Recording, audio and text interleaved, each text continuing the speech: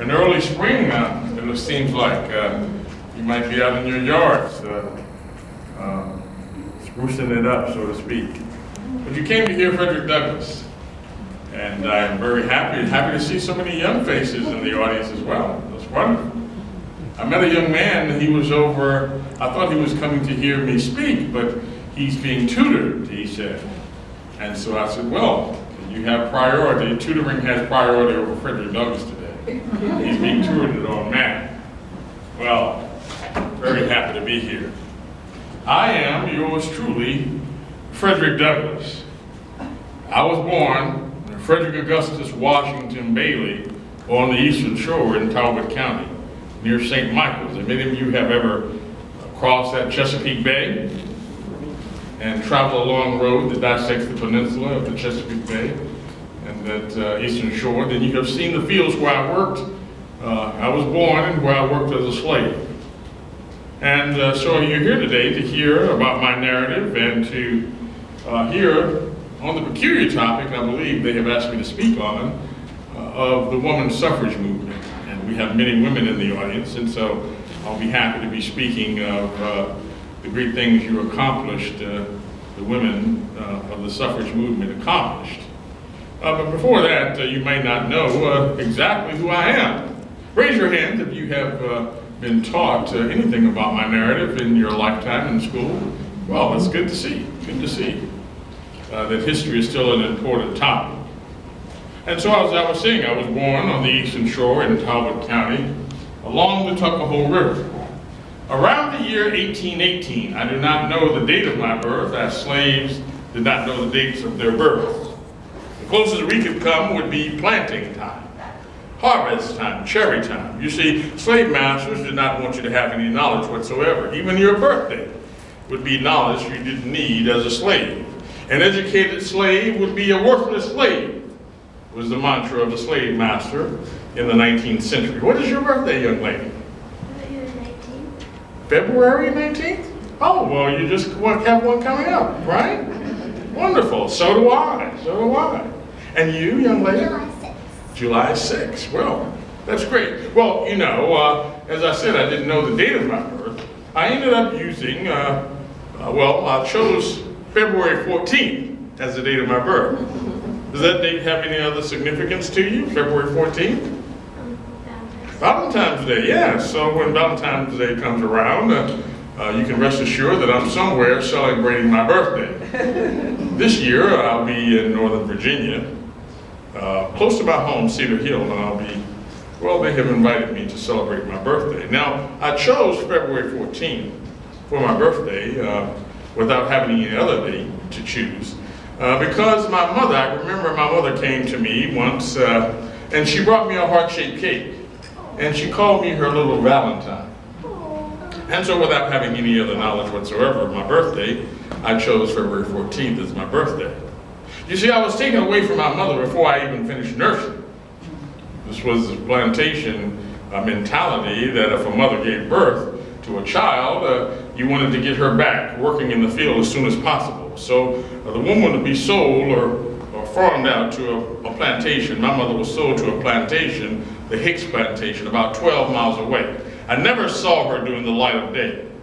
She would occasionally walk 24 miles round trip just to rock me to sleep at night. And by the time I woke the next morning, she would be gone back to her plantation to be working in the fields. My task as a young lad on the plantation was to sit there and make sure that the yard was swept and the leaves and sticks picked up, no trash on the yard, to make sure that the horses or cows got out of the fence, that I would push them back in, hurry them back in. That was my task pretty much as a young boy on a plantation. What I'll do here is just to give you an idea of the severity of the slave, if you had a career as a slave. This would have been your rations for food and clothing if you were a slave on a plantation in this middle America.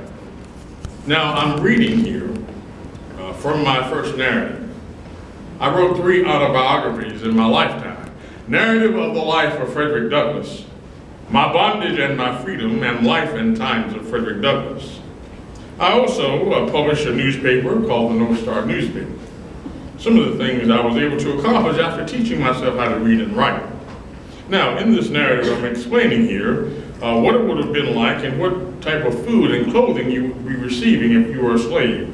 Here too, the slaves of all the other farms received their monthly allowance of food and their annual clothing allowance. The men and women slaves received as their monthly allowance of food, and this is for the whole family, 8 pounds of pork or its equivalent of fish. I did say or, not and. If you received fish, you did not receive pork. If you received pork, you did not receive fish. And that meat would have been spoiled in many cases, and your mother would have had to cook it very, very well for you not to get a sour stomach. So, and 8 pounds of cornmeal.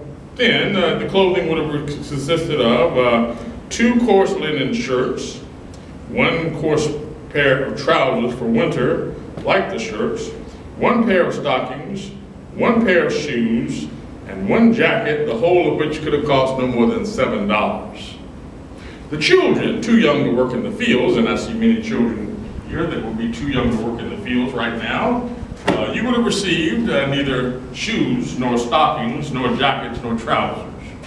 All the children, men and boys and girls, received 2 linen shirts per year. And when those fail you, you will have been naked for the rest of the year, regardless of the weather. And so many times I saw little children scurrying around on the plantation with no clothes.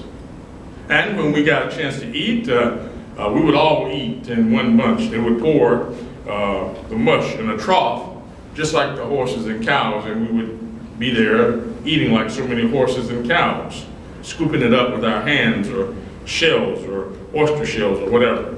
And those who ate most quickly got the most. And those who ate slowly got the least. This was the situation on the plantation.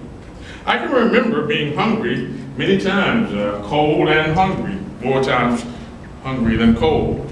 But I can remember sleeping with a cold horse, with a bag, a burlap bag over my head. Many times my feet had frostbite in the winter with gashes big enough to put a pencil in. My food, the substance, my stomach would be calling me for hunger.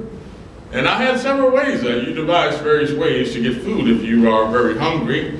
First of which I would, Mrs. All at the great house, I would go to the window. She liked the sound of my voice, and I would go to the window and I might sing a song, and she would come to the window and say, "Freddie, is that you singing?" And I would say, "Yes, ma'am."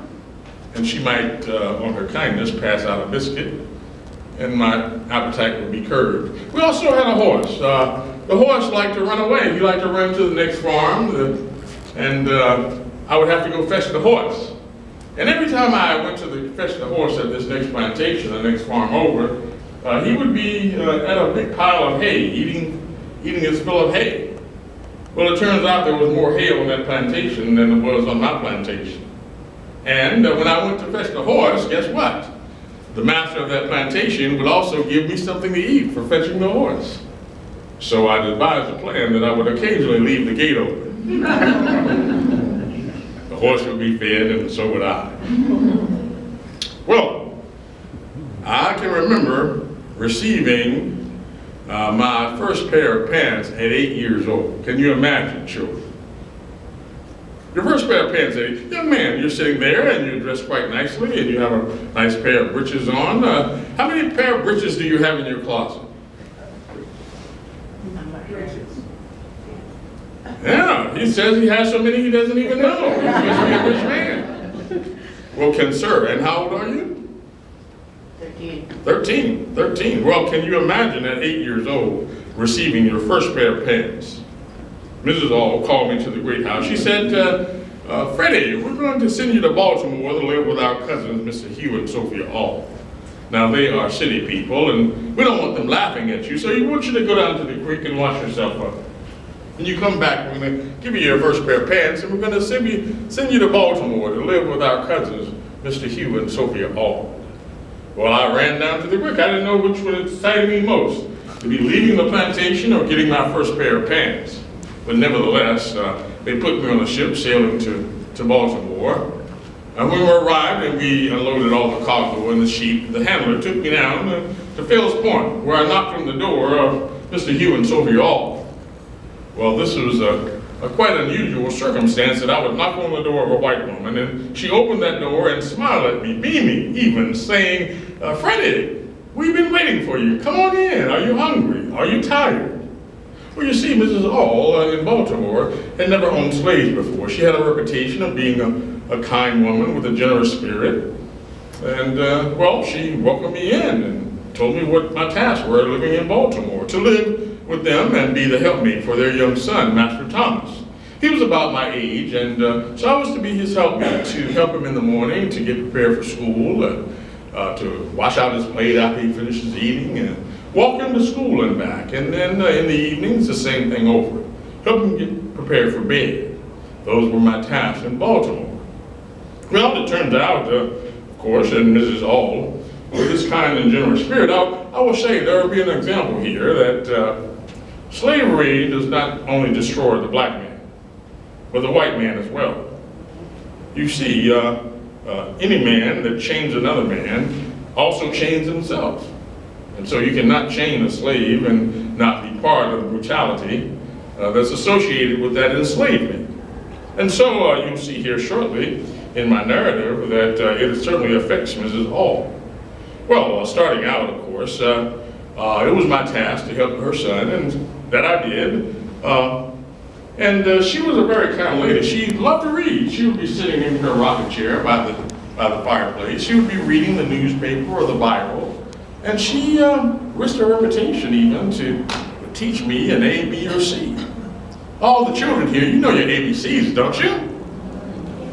Yes. Everyone knows your ABCs. You know your ABCs, young man?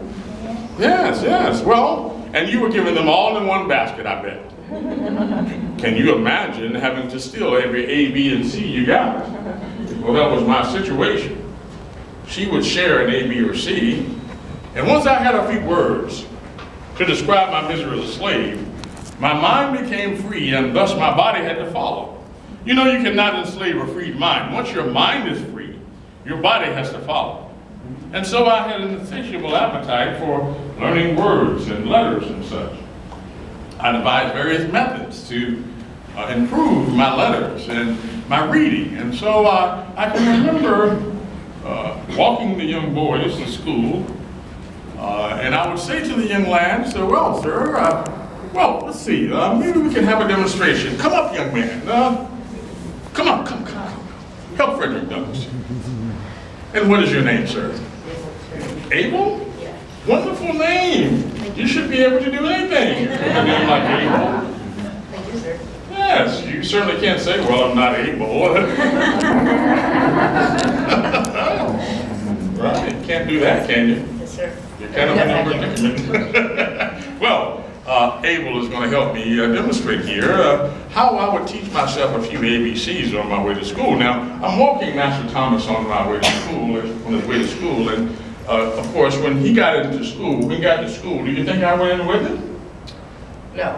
No, of course not. He went to school, I did not. I went back to the house and continued my chores for the day. And so while he was in school, he was getting his lessons, and I was not. But on the way back, I would say to Master Thomas, "Master Thomas, do you believe that I can make a W?" And what do you think he would say, children? No. He would say, "No, exactly." He would say, "What Negro can write? What slave can write? Who taught you how to read and write?" And I said, "Well, I can make a W, and I'll make you a wager. If I show you how to make a W, you show me how to make a Q. Let's shake on it." All right, well, let's get to it now. Is that or is that not a W? It's a W, sir. Well, now you have to show me how to make a Q. You pay it up now, pay it up. Ah, it's like an O.